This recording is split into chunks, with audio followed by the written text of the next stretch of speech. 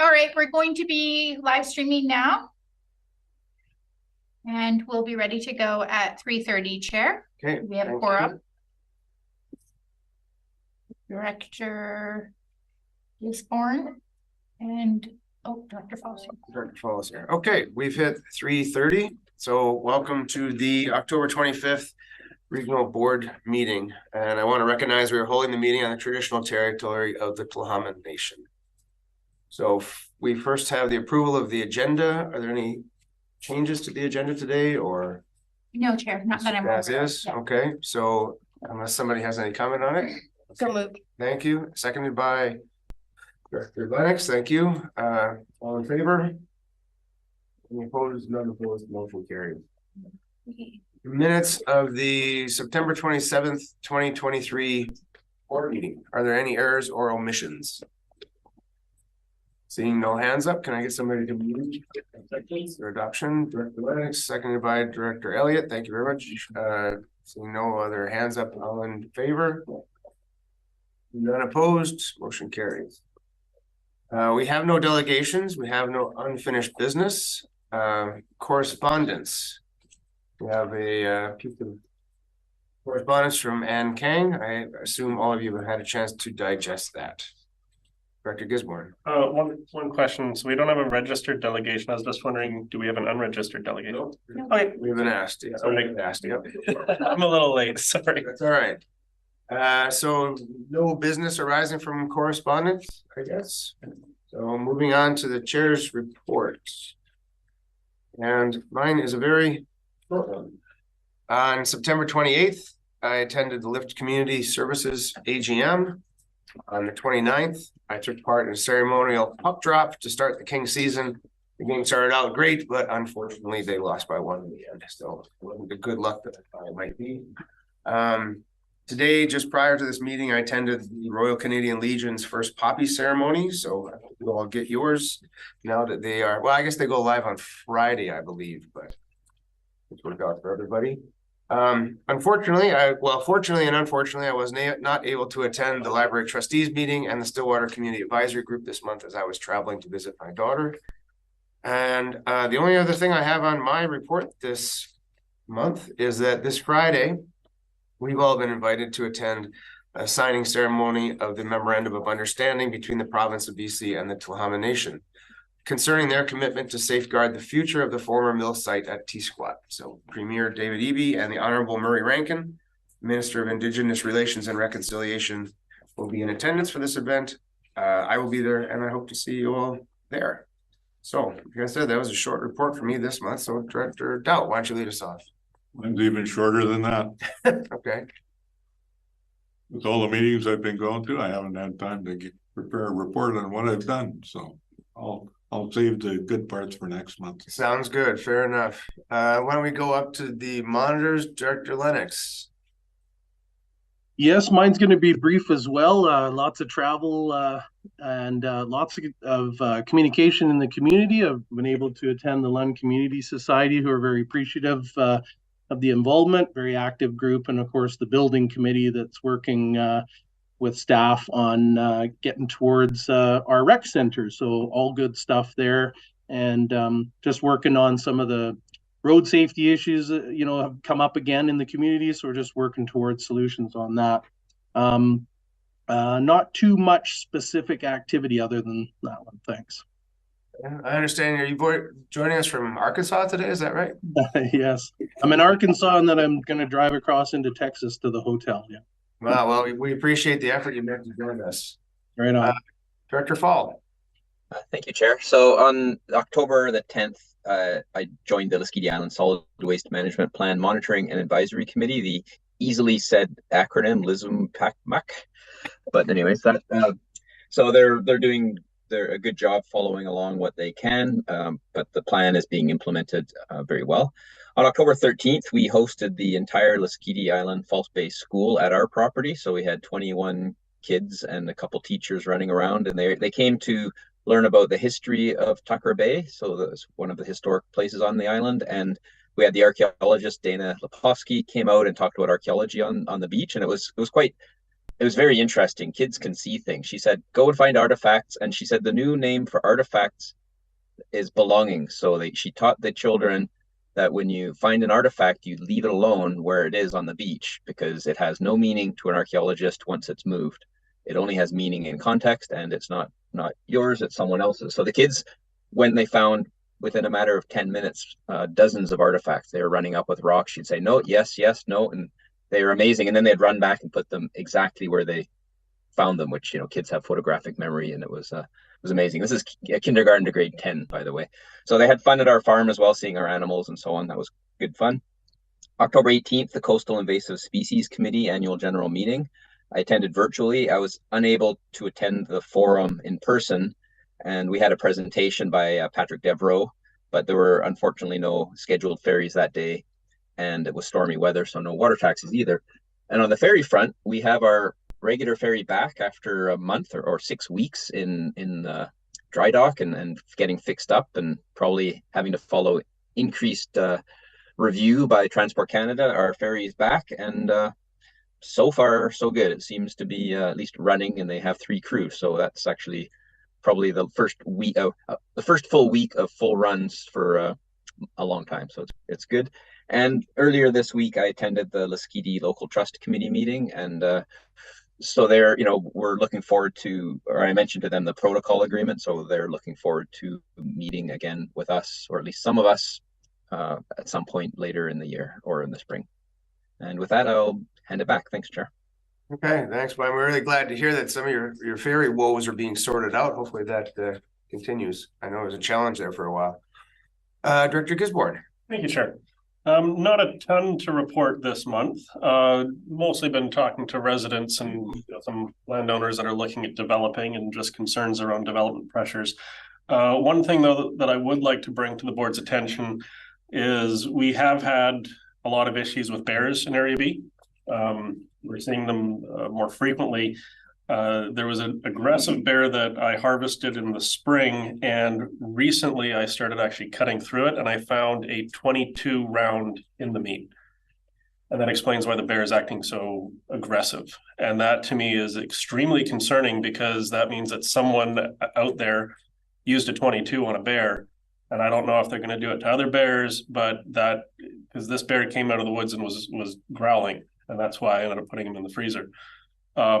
So I don't know what we can do about it. It's more of a conservation officer issue, but there is issues around organics and waste, getting into garbage. And there's been a lot of discussion around organics diversion, and I'm going to put forward a notice of motion for the upcoming committee of the whole, that the committee recommend the board to direct staff to come back with a report on the feasibility of developing a regional organics waste diversion strategy. I believe our corporate officer has that motion, but I just wanted to bring that to the board's attention, because I was extremely disturbed to find that, and it meant that the bear was obviously suffering. Because, yeah, it bothers me. Oh, and another thing to let the board know, this coming Sunday and Monday, I am holding 2 town halls for the landowners and taxpayers of Area B. It is a political thing. It's not a regional district thing. So I put that in the ad to make sure that no one gets confused. Great.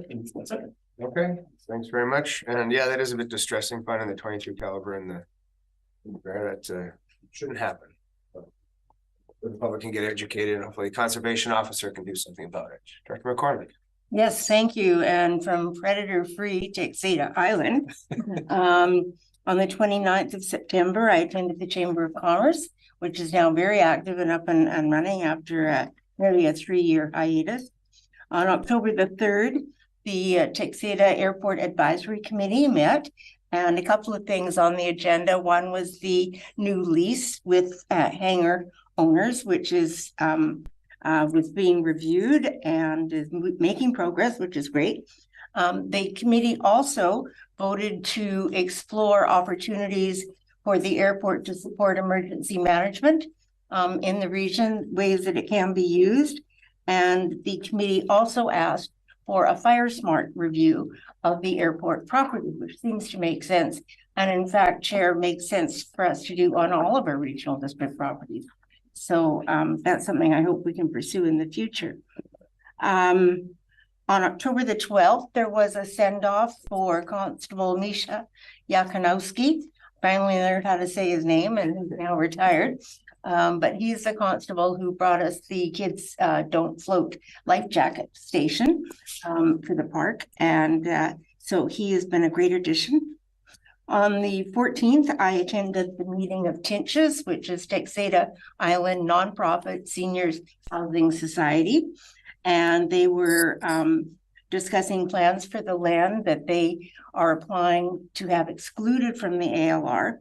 And they had architectural designs. They're looking at a prefab construction type of development, and they are fundraising. So they are about halfway to their $250,000 goal. So they'll be having a big fundraiser on the island November the 4th. On the 19th, I attended the community open house on-demand transit on Texada. There were a few people in attendance, unfortunately. Cherise Roberts was there from our staff, and unfortunately there were 2 other events that same night on Texada, so it meant for a fairly light attendance, but nonetheless it was well received by those there. On the 24th, that was yesterday, I attended the Tourism Powell River board meeting. And is interesting statistics. In August, visitations were up 17% over the previous year.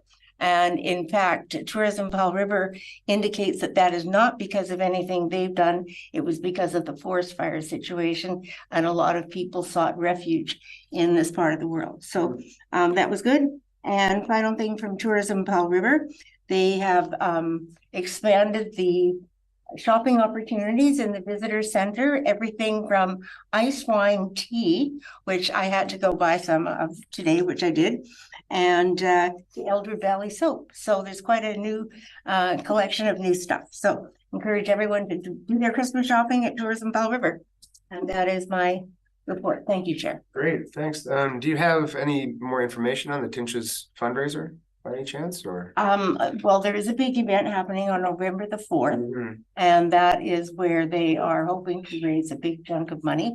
I forget what the percentage is in their arrangement with Selkirk Mountain Forest, which has offered the land, and I believe Selkirk is covering, it's either 3/4 or 2/3 of the price of the land. They're donating that, and they have to fundraise for the balance, which is $250,000 that they're seeking to fundraise for. They're at about 136. I was curious what the event was, or if you had any. Oh yeah, it's an evening event full of games and prizes, live auction, silent auction, refreshments, and a fun time for everyone. So encourage everyone to come out to Texada on the 4th of November.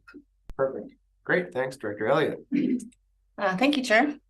So I have a few things that were on my report. I also attended the LIFT AGM that Director Branner attended.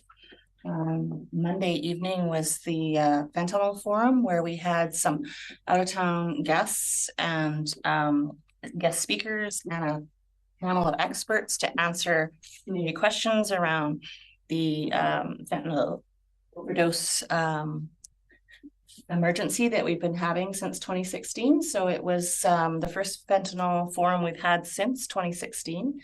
I would have liked to have seen more people out, but it was a very successful event. We had good questions and good answers, and people left smarter than what they came in.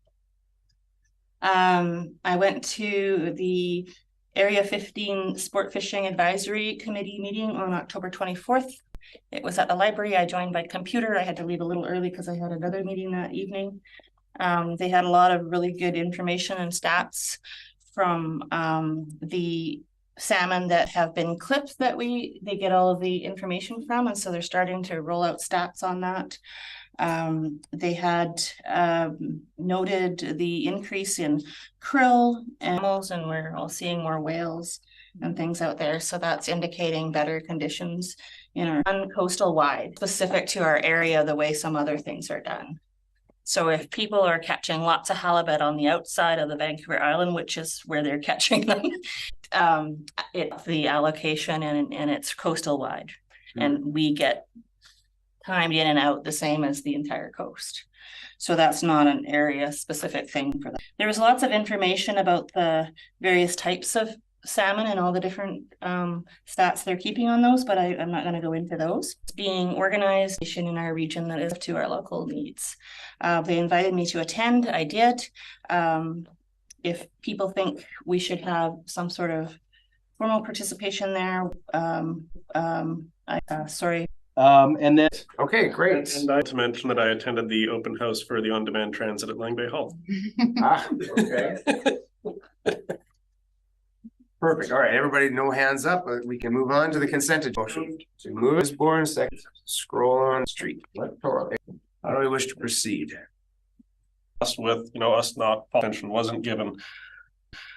So I don't think giving the extension is, the question is, looking in the staff report, it talks about giving a 6 months extension, so that it would be March, I think, 22nd. But departmental work plan was September 22nd.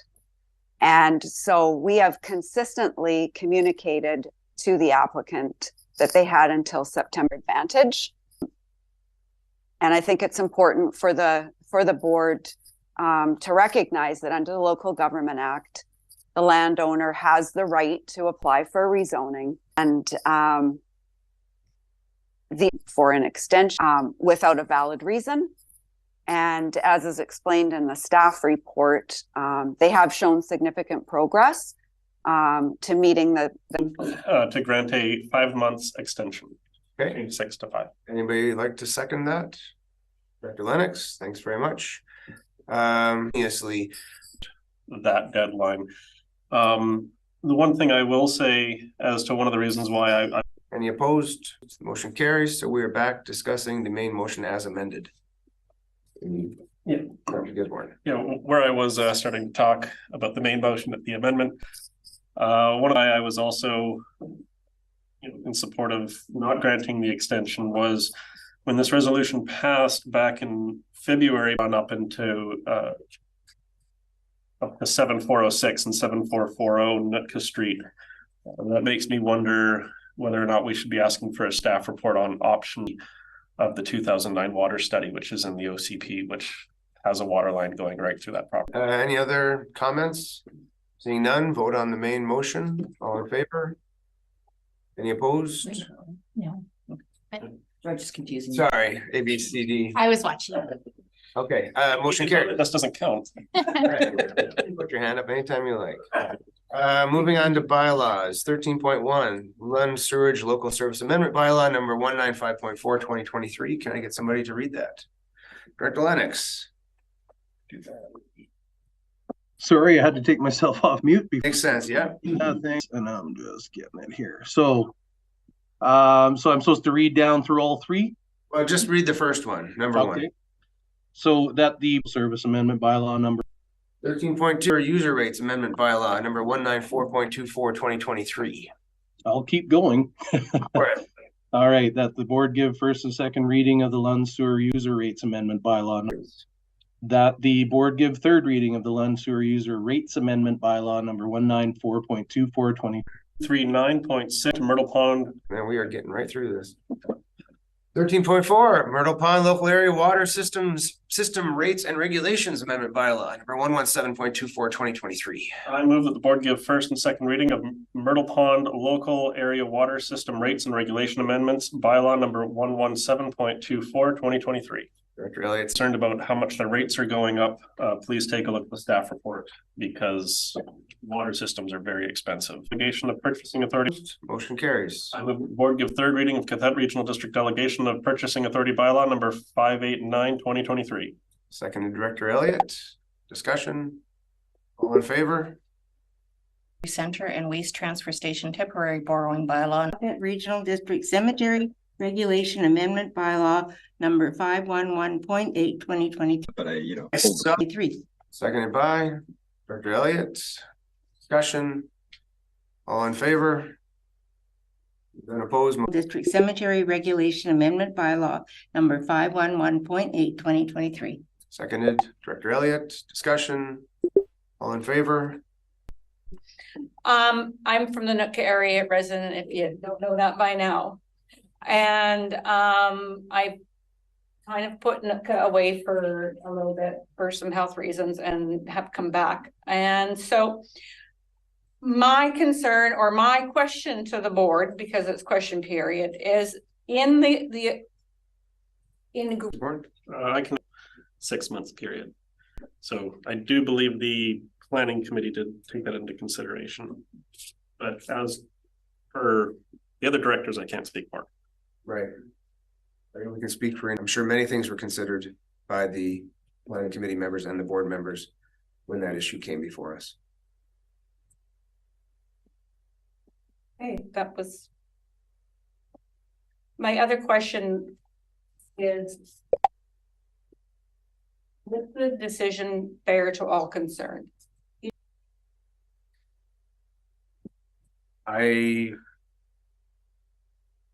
Given the information that we had, given the circumstance, we made the decision that we felt was best for the circumstances. We have to weigh all sorts of different priorities.